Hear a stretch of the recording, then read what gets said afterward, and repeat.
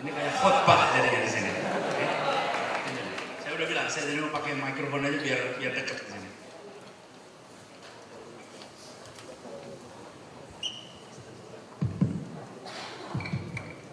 Jadi teman-teman semua, bapak-bapak, ibu yang saya hormati, Anda berada di sebuah gedung yang usianya 2 abad. Tempat ini dibangun sekitar 1800-an awal. Ini dulu tempatnya Residen Jawa Barat. Kalau yang di utara tempatnya Gubernur Jenderal. Dulu belum ada DKI. Ini Jawa Barat tempatnya. Jadi teman-teman, Anda berada di sini. Kira-kira 1 kilometer dari tempat kita duduk di sini. Disitulah Republik ini dirumuskan gagasannya. Kita sebut tempat itu namanya Gedung Pancasila. Di Gedung Pancasila itu, para pendiri Republik, muda usianya, tinggi intelektualitasnya, tinggi integritasnya, mereka merancang yang kita kenal di kemudian hari dengan nama Piagam Jakarta, dan kita sebut sekarang dengan pembukaan Undang-Undang Dasar 1945. Dokumen yang dihasilkan oleh mereka adalah dokumen yang kita sering sebut sebagai tujuan cita-cita kita di Republik ini. Lokasinya 1 kilometer dari tempat ini. 2 kilometer dari tempat ini adalah tempat di mana keindonesiaan kita disimpulkan. Simpulnya adalah satu tanah air, satu bangsa, dan satu bahasa persatuan. Bukan satu bahasa, satu bahasa persatuan. Di mana lokasinya? Di Keramat Raya. 4 kilometer dari tempat ini, namanya Pegangsaan Timur. Di situ, sekarang dalam proklamasi, Republik ini dideklarasikan. Teman-teman, Anda berasal dari seluruh wilayah, ada 9 wilayah yang hari datang. Anda berasal dari berbagai tempat di Indonesia. Anda berada di titik jantung di mana Republik ini dibangun, di mana bangsa ini digagas, dan di mana perjuangan untuk kemajuan dimulai di tanah ini. Tempatnya di sini. Karena itu, saya sering sampaikan kepada aparatur Pemprov DKI Jakarta, Bapak-bapak saudara sekalian yang berada di DKI Jakarta, di tanah ini semua janji diungkapkan. Karena itu di tanah ini semua janji harus terbayar lunas. Tinggal di Jakarta harus lunas. Kita berjanji mensejahterakan. Tidak boleh di sini kemiskinan. Jakarta penduduknya 10 juta. Yang penghasilannya di bawah 1 juta, 3 juta orang. 30% penduduk di Jakarta penghasilannya di bawah 1 juta. Teman-teman semua tahu persis 1 juta di Jakarta bisa untuk apa? Oke? 30% jumlahnya. Bicara ketimpangan dan lokasi kemiskinan tidak perlu jauh-jauh. 2,5 kilometer dari sini Anda akan ketemu kampung yang di dalamnya tidak ada MCK. Pojok-pojok, ekstrim. Teman-teman sekalian, saya ingin sampaikan pada teman-teman semua bahwa Anda dapat kehormatan berada di rumah kepemimpinan. Dan Anda berada di tempat ini. Saya bersyukur hari ini ketemunya di sini. Karena saya mau katakan pada teman-teman semua, lapangan tempat yang biasa disebut lapangan Monas, itu adalah lapangan pertama di mana seluruh anak-anak muda berkumpul sesudah Republik ini merdeka. Jadi di tempat ini kita mulai perjalanan sebagai Republik. Kalau sebagai bangsa umurnya panjang, tapi sebagai Republik mulainya tahun 45. Dan itu semua dimulai di tempat ini. Karena itu saya berharap teman-teman yang hadir di sini Anda membawa spirit itu, semangat bahwa kita yang berjanji dan kita yang akan melunasi semua janji untuk Republik. Siap teman-teman? Siap. Kurang keras siap? Siap. Teman-teman semua, saya sambil sini ya, biar bisa lihat teman-teman semua. Teman-teman, Anda disebut sebagai pemimpin. Anda merasa tidak sebagai pemimpin? Merasa Anda pemimpin? Merasa pemimpin? Serius? Merasa pemimpin? Apa yang membuat Anda merasa pemimpin? Apa yang membuat Anda berhak disebut pemimpin? Pengikut, Pak. Ada lagi? What makes you a leader? Apa yang buat Anda pemimpin? Ya. Karena Tuhan kita telah mengatakan bahwa kita bisa Khalifah. Oke. Karena itu ada di Quran, ada disebut sebagai khalifah. Ada lagi? Human rights. Oke, ada lagi? kita memimpin diri kita sendiri dari hawa nafsu, Pak.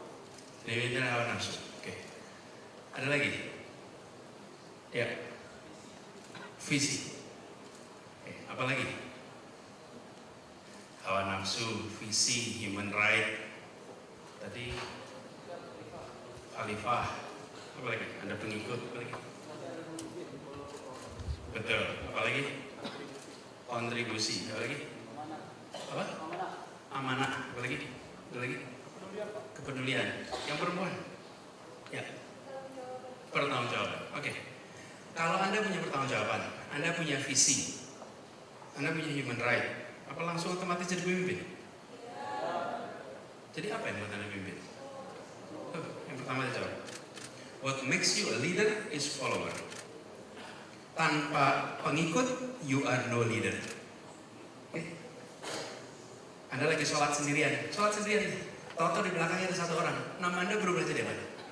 Imam. Yang buat Anda berubah jadi imam siapa? Makmum. Karena itu bagi semua anak-anak muda yang merasa dirinya pemimpin, pikirkan anak buah Anda, maka Anda akan disebut sebagai pemimpin. Pikirkan umat, pikirkan bangsa, maka Anda disebut pemimpin. Tapi kalau pikirkan diri sendiri, maka Anda kehilangan yang disebut pemimpin. Karena Anda disebut pemimpin jika diikuti secara sukarela, jika ditaati sukarela, kata-kata Anda diikuti, perbuatan Anda diikuti, dan you are leader. Kalau enggak itu Anda bukan leader. Cerdas sekali, otomatis leader? Tidak. Visinya hebat, otomatis leader? Tidak. Otomatis. Kalau preman, ketua preman di terminal, leader bukan? Leader, selama dia punya pengikut, dia leader. Tapi bukan leader yang baik. Nah, di RK ini, Anda ditumbuhkan untuk jadi pemimpin. Pemimpin yang baik, karakternya adalah diakui oleh sebayanya. Teman-teman, kalau Anda bisa jadi pemimpin anak muda, insya Allah besarnya Anda akan mudah sekali jadi pemimpin di masa yang akan datang. Tapi mulainya dari anak muda, ya. Mulainya dari anak muda. Bedanya sama pejabat, kalau pejabat itu karena punya wewenang aja. Karena itu kalau punya wewenang, Anda boleh untuk mengeksekusi. Tapi banyak orang punya wewenang, tapi tidak punya kepemimpinan. Di sisi lain, ada orang yang punya kepemimpinan, tapi tidak punya wewenang.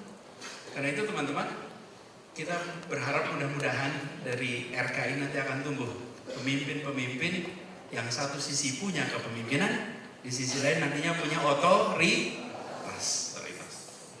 Nah, teman-teman semua, tadi saya ceritakan tentang Indonesia karena saya ingin mengajak teman-teman untuk membayangkan negeri ini besar. Lebih dari 700 bahasa kita tahu, lebih dari 400 suku kita tahu. Karena itu saya sering mengatakan dari Pak Uzair, Pak Muswali, saya sering bilang begini, jangan pernah membanggakan soal keberagaman.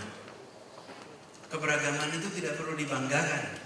Yang perlu dibanggakan dari Indonesia itu bukan keberagamannya. Keberagaman tidak kita perjuangkan kok. Saya lahir di Jogja, ada yang lahir di Bugis, nggak ada perjuangannya itu untuk menjadi beragam.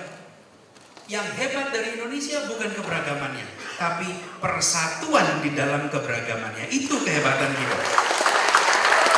Jadi, teman-teman, bayangkan persatuannya. Di negeri lain keberagaman ada, tapi tidak ada persatuan. Karena itu kalau ada yang berkampanye keberagaman, sebentar, ini alamatnya sah, ini alamat harus dipikir ulang ini. Karena Indonesia itu bukan keberagaman. Lihat itu, wah ketutupan tulisannya. Itu ada tulisan Bhinneka Tunggal Ika.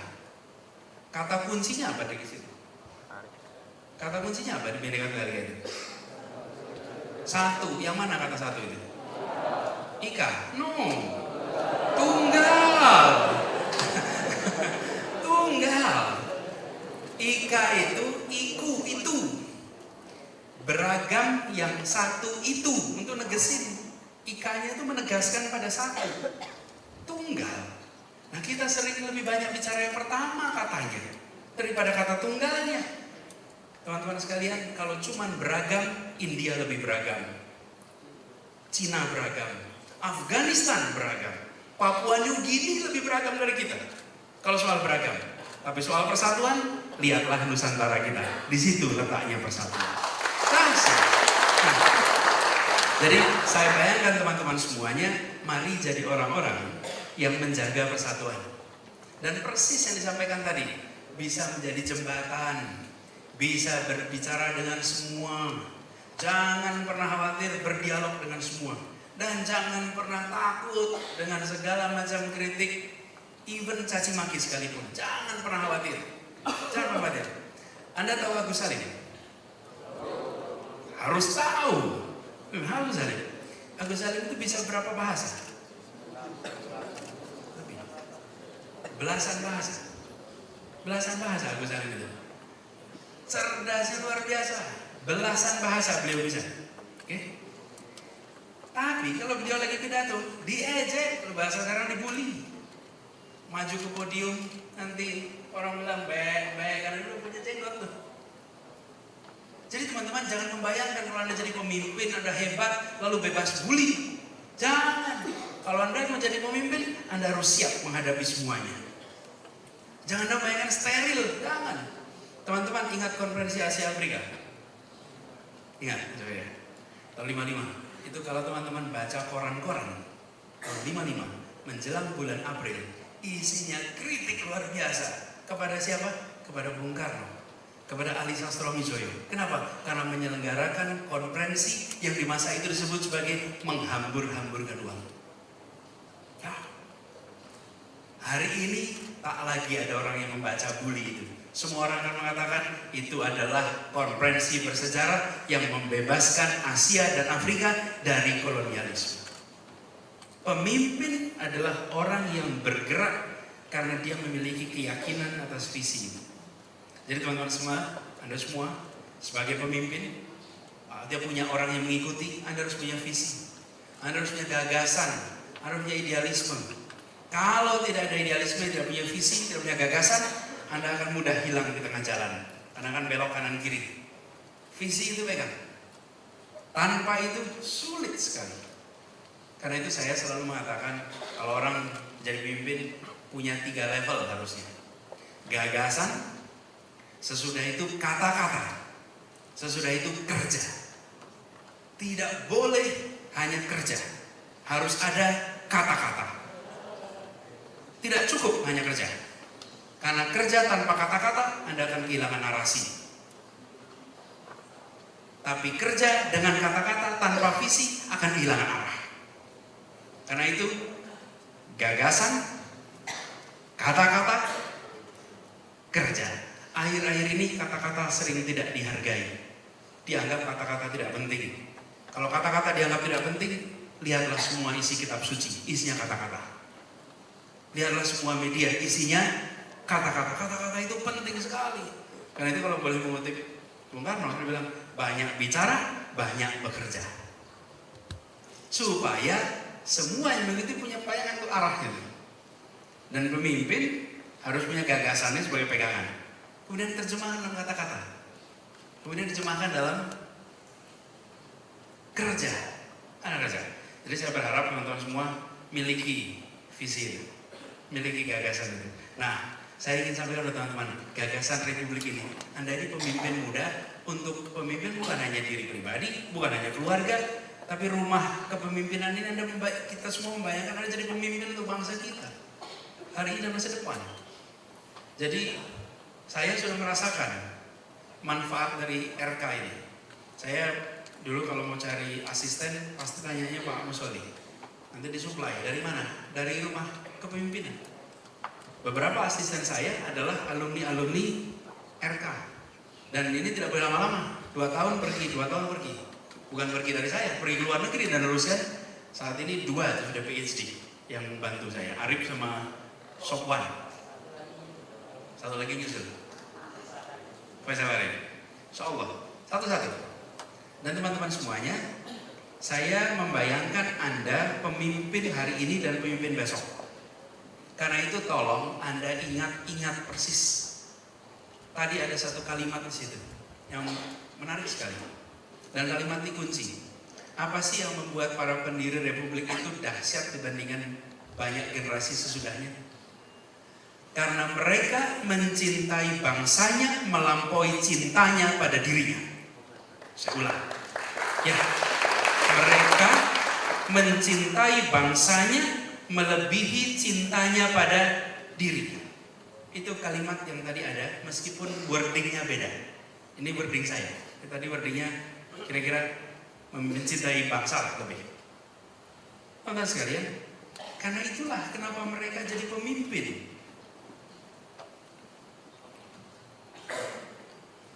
Bayangkan mereka merumuskan Indonesia tanpa pernah membayangkan saya akan minta keuntungan dari Indonesia.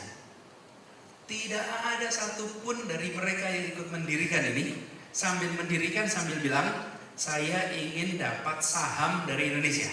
Oke? Yang nanti dividennya harus dirasakan oleh anak saya dan anak-anak dari anak saya. Tidak ada satupun. Tidak ada satupun. Karena itulah kenapa mereka menjadi pemimpin-pemimpin yang dahsyat.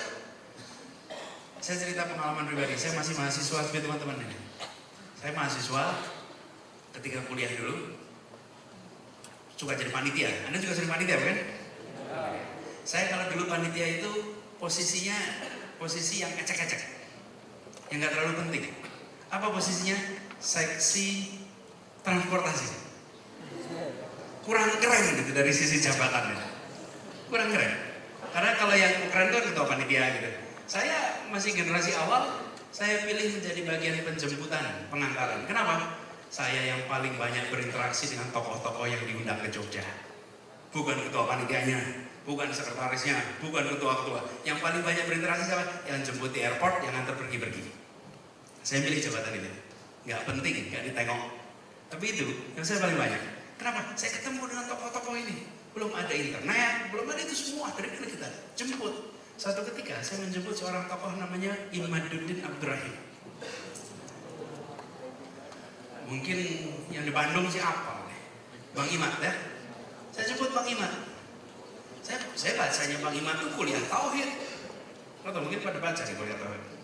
Baca Bang Imad, terus Bang Imad datang, saya jemput di situ. Di jalan saya ngobrol, saya baru ngeh Bang Imad itu seorang insinyur listrik. Ya kan, insinyur listrik.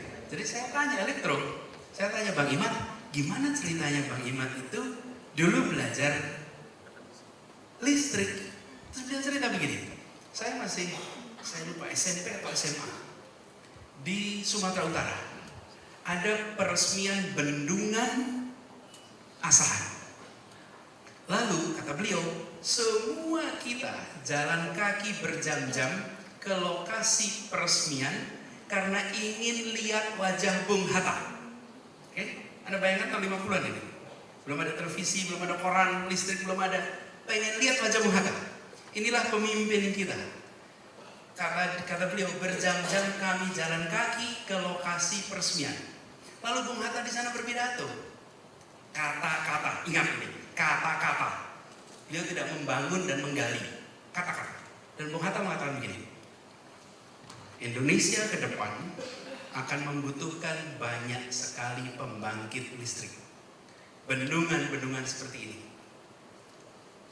Dan Indonesia masa depan membutuhkan insinyur-insinyur listrik. Itu kata Bang Hatta. Dan apa yang terjadi? Kata Bang Iman, kami semua pulang ke kampung ingin jadi insinyur listrik. Kenapa? Kata Bung Hatta. Ini pemimpin. Apa yang terjadi? Teman-teman, apa yang sudah terjadi? Coba Anda perhatikan, apa yang sudah terjadi? Ini namanya unconditional trust. Kepercayaan tanpa syarat.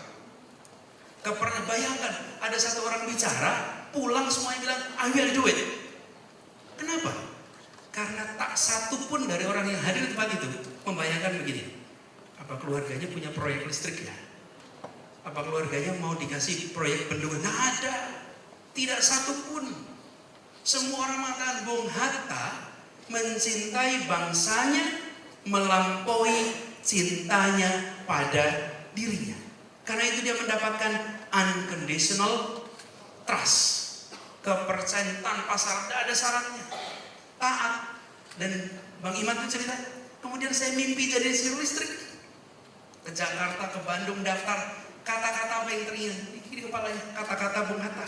Karena itu jangan pernah remehkan kata-kata. Kalau Anda jadi pemimpin, jangan pernah remehkan kata-kata. Kata-kata itu powerful sekali.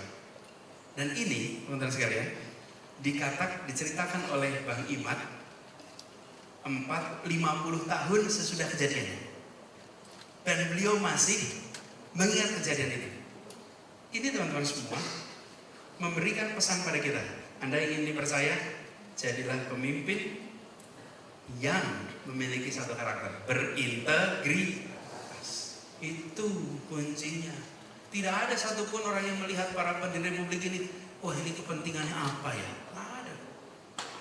Rakyat percaya. Antara tokoh, apakah mereka akur? Tidak.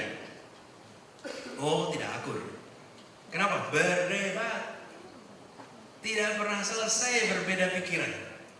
Tapi teman-teman, berbeda pikiran bukan berarti bermusuhan. Mereka itu bisa membedakan mana lawan, mana musuh.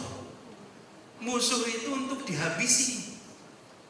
Ya, kalau tidak ada pertandingan sepak bola kesebelasan A musuh kesebelasan B, tidak ada.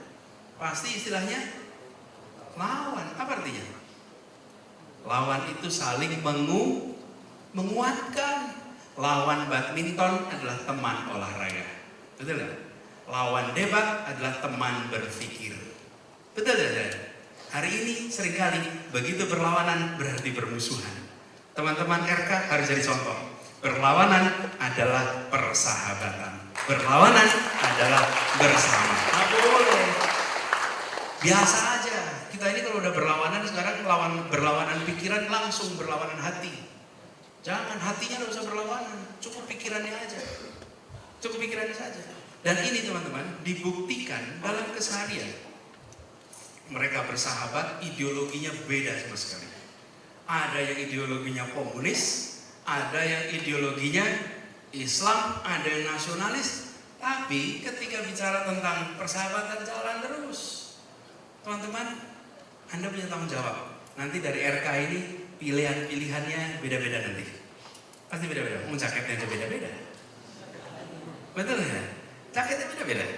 Tapi teman-teman semua, tunjukkan kepada sejarah bahwa Anda bisa terus bersatu meskipun pikiran tidak bisa sama. Karena memang pikiran bisa sama. Karena itu saya sering khawatir kalau orang terlalu banyak fokus pada menyamakan pikiran. Pikiran tidak usah disamakan. Dan negara tidak bisa mengatur pikiran orang. The state cannot regulate your mind, cannot regulate your feeling. The state can only regulate expressions of mind and expression of feeling. Ekspresi perasaan, ekspresi pikiran bisa diatur, tapi pikirannya nggak bisa diatur. Karena jangan mencoba mengatur pikiran. Saya sering sekali melihat kebijakan mau mengatur pikiran. No way, pikiran nggak bisa diatur. Yang diatur adalah cara mengekspresikan pikiran. Jadi buat teman-teman semua yang berada di sini, saya berharap teman-teman perjalanan teman-teman ke depan itu perjalanan yang didasari dengan visi. Nah, visinya satu kalimat kalau buat Indonesia. Satu kalimat. Apa visi paling mendasar Indonesia? Kalau boleh saya usul, jadikan perhatian. Namanya keadilan sosial bagi seluruh rakyat Indonesia. Itu ujung kita. Kita inginnya ada keadilan. Turunannya baru. Turunan bermacam-macam. Tapi ujungnya adalah adanya keadilan. Keadilan. Kalau sudah ada keadilan, turunan bisa. Jangan harap ada persatuan dalam ketimpangan. Kasih contoh saya. Tempat mana ada persatuan, tempat mana mungkin. Sulit sekali. Keadilan. Karena itu saya usul pada teman-teman, pasang itu. Yang berikutnya teman-teman semuanya, saya sekarang berada di sektor publik. Sektor yang biasa disebut politik. Teman-teman ke depan punya pilihan. Ada private sector, ada public sector, ada sektor ketiga dengan terminologi macam-macam. Teman-teman, saya usul dari awal teman-teman rumuskan Anda ingin berperan di mana. Karena itu saya usul pada teman-teman, jangan pernah bercita-cita tentang posisi. Posisi silahkan gonta-ganti. Jangan pernah bercita-cita, saya ingin jadi menteri. Saya tuh kalau dengar begitu tuh linu rasanya. Ada orang, Pak, saya ingin nanti tahun sekian saya menteri. Menteri, Anda jangan pernah membayangkan posisi. Tapi Anda pernah harus membayangkannya perannya apa. What will you do? Bukan what post will you be on. Bukan. Apa yang akan Anda lakukan? Apa yang Anda karyakan? Dan teman-teman yang dari RK ini harus tumbuh sehingga Anda di mana saja akan mempesona. Saya ingat sebuah kalimat ini diungkapkan oleh seorang dramawan. Itu dramawan dari Rusia yang beliau mengatakan begini. Ini karena dia seorang dramawan, tapi menarik kalimatnya, relevan dengan kita. Dia mengatakan, bagi saya yang penting bukan pada kekuatan peran, tapi pada kekuatan aktor. Ada orang yang ketika memainkan peran sebagai raja, dia nampak mempesona di dalam perhelatan teater itu. Ketika diubah perannya menjadi hamba sahaya, dia tidak lagi menarik. Tapi ada orang yang dikasih peran sebagai raja hebat, diubah perannya jadi hamba sahaya hebat, digonta-ganti perannya pun nampak hebat. Betul tidak? Anda lihat kan aktor film juga begitu kan? Ada aktor yang satu film hit, habis itu hilang. Karena kekuatannya ada pada peran, bukan kekuatannya pada aktor. Karena itu kalau ada orang menyebut saya ingin jadi menteri, ini lagi mikirin peran. Lagi mikirin mau jadi peran nih. Tapi kalau dia bicara tentang what will you do, Anda akan bisa perannya gonta-ganti. Gonta-ganti, Anda itu nggak terlalu khawatir. Perannya boleh gonta-ganti. Jadi kalau ada pemberhentian pun Anda nggak usah khawatir. Kenapa ya? Karena Anda nggak tergantung pada peran. Peran bisa gonta-ganti. Tapi kalau orang mengejar peran, begitu peran itu hilang, you're doomed. Apa doomed? Selesai Anda semua. Kiamat. Karena kekuatannya benar. Teman-teman untuk itu, saya usul nomor satu. Ini buat yang masa depan. Kompetensi Anda di bidang yang Anda pelajari harus state of the art. Tulis itu. Kompetensi Anda harus state of the art.